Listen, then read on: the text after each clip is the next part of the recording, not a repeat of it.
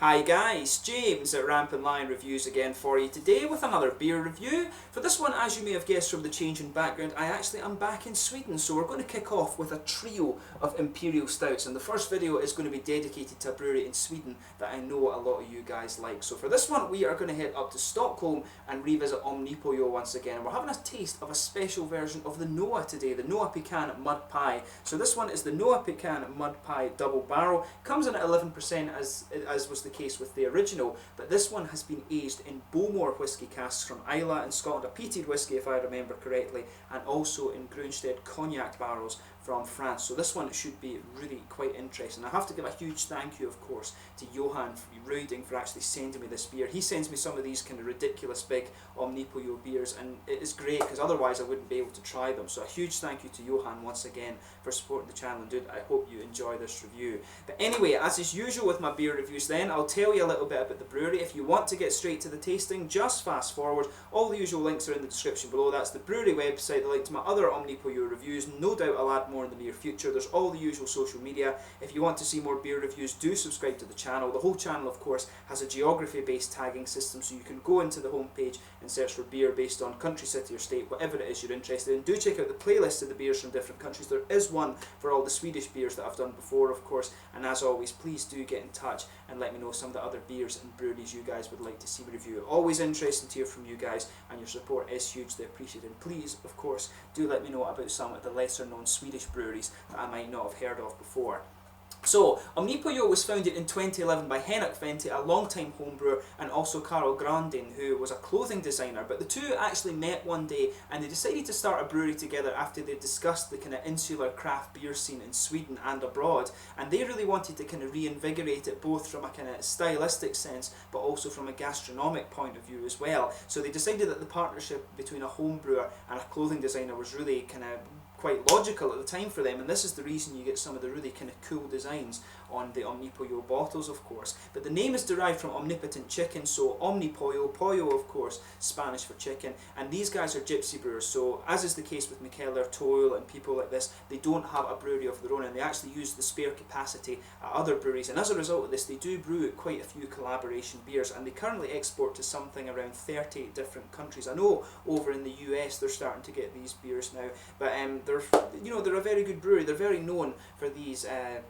Imperial Stouts at the moment, of course, but they also opened the Omnipollo's Hat in Stockholm as a collaboration with Pizza Hat, and this is meant to be a really good bar actually. It has a lot of the Omnipollo beers on tap and also some really quite good pizza as well. So if you find yourself in Stockholm, Omnipollo's Hat is somewhere that you definitely have to go and check out. But they've got over, I think, maybe 40 or so different beers just now. They're always producing different things, of course, which is interesting, so do just keep an eye on their Facebook and their website and things like that, and you can see all the different stuff that you can try from these guys. They're really quite well-known brewery from Scandinavia these days, and they produce some awesome stuff. Like I said, the Imperial Stouts are the ones that are really kind of sought after at the moment. My personal favourite probably was the Yellow Belly, the one that had the KKK wrapper on. That's probably the best one I've tried from them so far, but all of these Imperial Stouts are pretty damn awesome. So yeah, go and have a look at all their things in the description below, but let's actually taste this beer now. So let's get stuck into this one. So like I said to you, it is an 11% Imperial Stout. This beer is aged in Bowmore casks from Islay in Scotland. Of course, that's a peated whisky, like I said, and Grunstedt cognac casks, or barrels I should say, from France. So this one should be really nice. I really enjoyed the last bottle of Noa that I had. I think the last one was actually produced at Dugges up in Gothenburg here in Sweden, but this one has been produced at De Molen Brewery, which I believe is in Bodegraven in the Netherlands, if I'm not mistaken. But really nice looking beer, this one. I'll just have a little quick look at the artwork. It is the usual kind of Omnipollo kind of simplistic thing, but it works very, very well. This one, as you can see, there's the Noa face, but then here is the kind of face, I guess, after it's been in the barrels. This is the kind of Nirvana face, if you like. There you can see, plain bottle cap on this one as usual. It tells you a little bit on the back. This is the kind of Noa symbol. That was the same on the last bottle, of course, as well. But yeah, really nice looking beer. Once again, a huge thank you to Johan for sending me this beer. 11% ABV. So let's get stuck into this beer. This one, I'm sure, will be pretty damn awesome. So yeah, nice smoky opening on this beer. As you can see, you can smell the fruits of this beer, and there's definitely, just as I'm opening this up, you can smell some of the lovely whiskey characteristics out of this beer.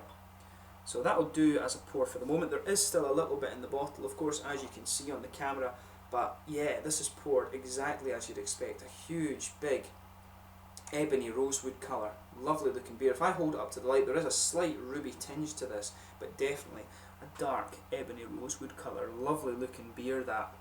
And there's a half finger of a frothy, or maybe a 2/3 finger of a frothy, quite dark chocolate brown head on this one. It looks absolutely lovely. Some big bubbles sticking towards the side of the glass, but quite a few little ones just going up towards the bottom of that head there. But you can smell some of the lovely kind of chocolatey cake notes off this one, and some of the fruity character as well. So let's have a closer look at the aroma of this one then.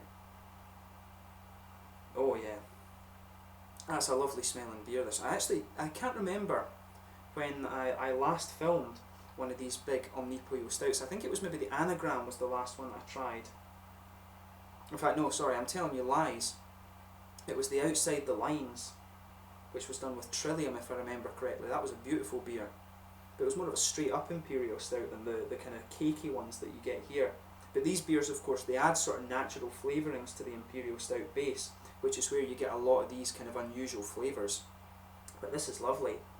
So yeah, with this one, you've got a nice sort of a cakey malt base to this, and there's some nice kind of woody, nutty notes. When you go a bit further away from it, you can smell that sort of whiskey note. It's just a little tiny bit of peaty character, but I would say that to kind of pick up that peatiness, you really have to kind of know your whiskey smells a little bit. And of course, I was kind of raised around that a little bit, but you can definitely smell a little bit of the peaty character, especially when you open up the bottle in this beer.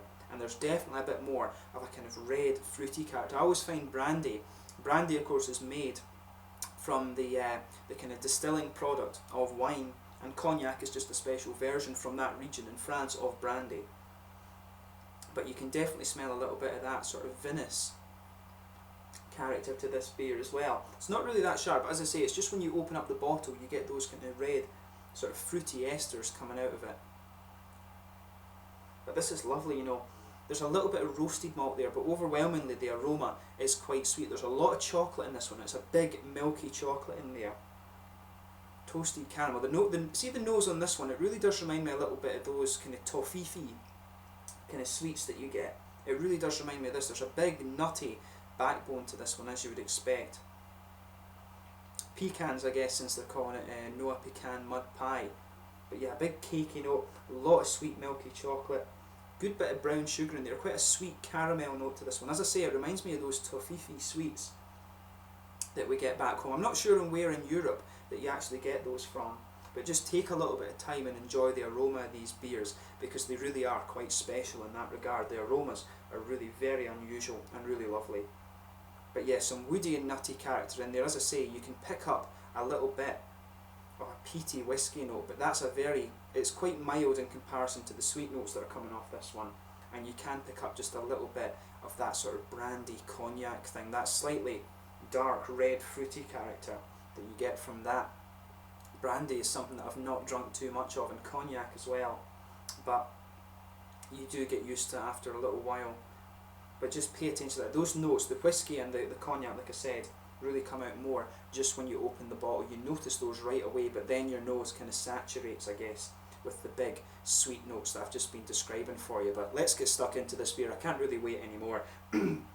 So once again, a huge big thank you to Johan Röding for sending me this beer. This is the Omnipollo Noa Pecan Mud Pie Double Barrel from Stockholm in Sweden, brewed at the Proefbrouwerij, sorry, not the Proefbrouwerij, de Molenbrouwerij in Bodegraven, the Netherlands. Skål.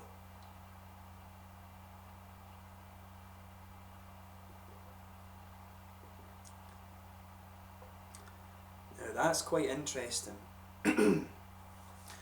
This is completely different in the mouthfeel from the last Noa beer that I had. You can definitely pick up the sort of vinous character from the brandy in this one. Really, you feel the difference in this. This one's a lot lighter, and it almost has a wee bit of that kind of soury character to it. You can really pick that up in this beer straight from the off.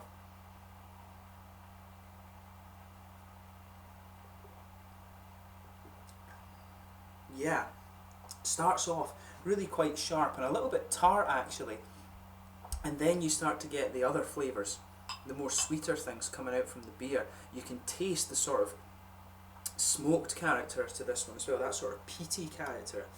That's really coming out in this beer as well, particularly in the aftertaste. I really can't remember with the Bowmore beers if they use charred casks for the things. Definitely, they are known, of course, for their peaty flavours, Bowmore, but it tastes to me as if the casks, the whiskey casks this beer has been aged in, have been charred. It has a little bit of that really kind of roasted character to it. It may well just be the malts, but I remember the last version of the Noa being far sweeter than this, and I do reckon it's probably a charred cask inside that's been used for aging this beer.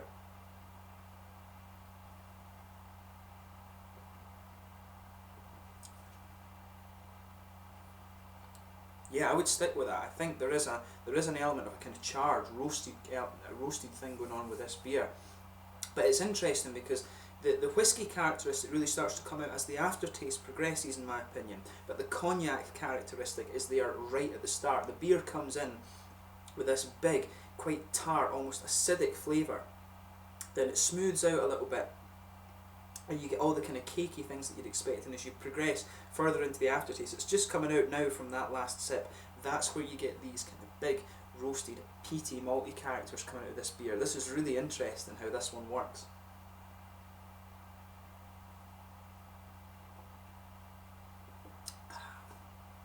If you get the chance to try this beer, just savour it, because it really is something quite special. But yeah, it really is lovely. The middle of the palate, because we'll talk about the middle of the flavour on this one, it's just quite unusual how it goes sour, sweet, and then roasted at the end. It's really unusual just how these three things kind of come together actually. But the middle of the beer is lovely. So you've got this, there is a roasted element to the beer. Once you've had a few sips of it, that roasted character that I'm talking about just starts to underpin the beer. On top of that, you get a lot of the sweet chocolate. There's those kind of nutty and woody flavours just mixing in with it. And the flavour of this one, it's almost like Reese's Pieces or Toffee, like I'm saying. It's that kind of sweet, caramelly sort of toffee thing going on in this beer. Thornton's Special Toffee, for those of you watching in the UK. I'm not too sure how widely available that is outside of Britain, of course. But that's what the flavour in this beer reminds me of.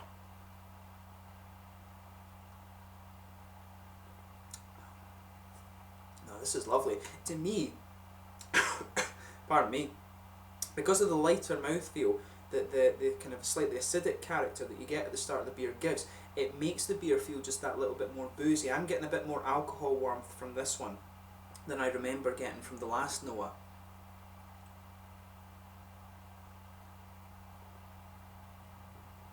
But yeah, this is lovely. So it starts off, see around the edges of your palate, there's a definite kind of red fruity, kind of red grapey character, purple grapey character just coming out around the edges of your palate. The back corners of the palate, of course, it's a little bit the earthy hop, and I'm getting a lot of the roasted malts just coming out on this one at the end, or that sort of whiskey barrel-aged character there. Really getting that coming out of this one.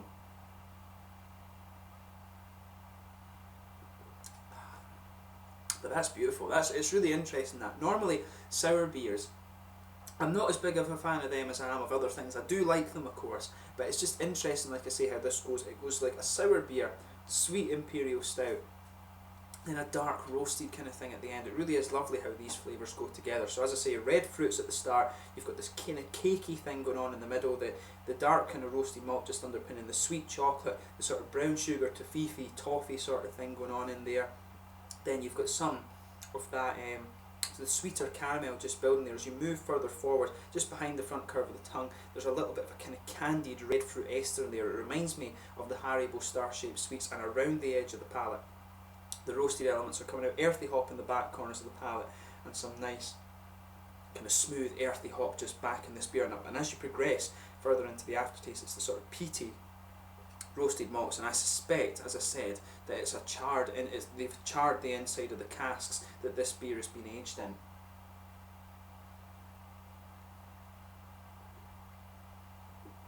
But that's lovely. If you get the chance to try this, I highly recommend that you do, and it is very different from the previous Noa, so buy it up if you get the chance. In terms of the mouthfeel of this one, it's definitely a full-bodied beer, but like I said, the alcohol warmth in this one comes out a lot more, and for me it's because of that slightly acidic character that you get from the brandy flavours that are in the beer in this one. So this one is lighter than the other. It does feel quite a bit lighter to me, in the beginning at least, than the other Imperial Stouts you're going to find from Omnipollo. But there's a good bit of sweetness to the malt base. Like I said, it progresses into a more roasty bitterness. There's a smooth character from the hops. There's a little bit of earthy bitterness in the back corner of your palate, but there's a good bit of a fruity, quite juicy and almost sour fruity character to this beer as well. So the mouthfeel on this one is very, very different from the previous versions of Noa, but again, it's another really, really quite good beer from Omnipollo. So if you get the chance to try this special version of Noa, I highly recommend that you do, because it is pretty damn good. So yeah, it's been awesome to try this beer. Once again, a huge thank you to Johan for sending me this one. He really didn't have to, he sends me some absolutely ridiculous beers, and it must cost quite a bit of money, one, to buy the beer, and two, to send it down to Skåne. So a huge thank you to him once again for providing this beer. I hope you guys have enjoyed this review. As always, if you've tried this beer for yourself, let me know your own thoughts on it in the comments section below. But until the next time, please like, subscribe, share, all the usual YouTube stuff. Thank you for watching my beer reviews, and do make sure you try some of the Omnipollo beers if you haven't already. This was the Noa Pecan Mud Pie double-barreled version from Omnipollo in Stockholm here in Sweden. Until the next time, it's Landy just now, and I'll catch you guys very soon. I'm sure we'll return to Omnipollo in the very near future, and you will see 2 more awesome Scandinavian Imperial Stouts in the next videos. Cheers.